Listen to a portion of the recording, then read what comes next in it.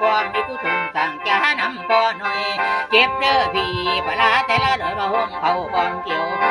ก่อนกินกะเวนวางย้ำเบนก็เป็นจำต้องก่อนกันเน่าเกี่ยวนี่ประเดี๋ยวละมาอย่างเก่าเดียวว่าผู้นั้นละสาตาเฮาเท่าเนี่ยจะคอยนี่ว่าจังได้พี่เอ้ยพี่เมื่อรักนี่ตีไอพี่สารมอนตีพี่ลาบานั่งคนจรจะล้ำกินจะติบ่เป็นตาหวังคนทั้งเลี้ยวเลี้ยเจ๊จังน้องท้องคนว่าจังไร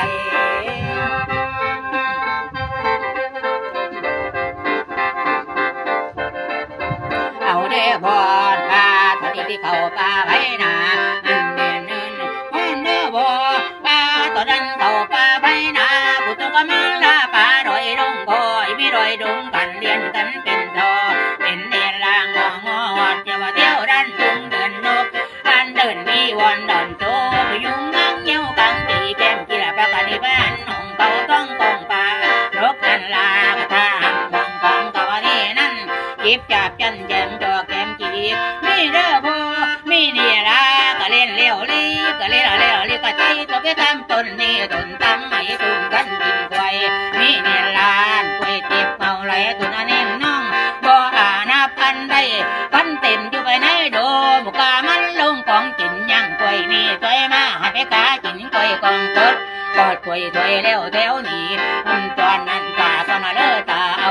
นั่นลาละนอตาเตว่ากันฉันนั่นเนหันมาว่าไปน้ำกันบ้านใหม่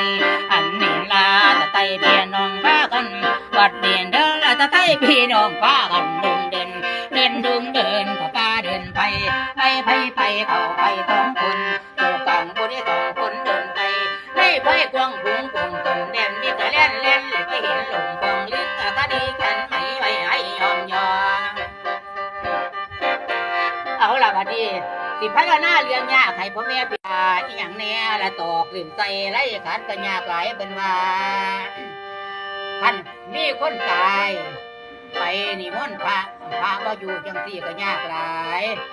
ยากจังไหนอีกยากหลายเด้ที่พ่อเอ้ยยากไหลเด้ยากมาลืมเครื่องทางเอ้ยมาดึงหน้าจองแต่หลังพอลุงเอ้ยโอ้ยน้อ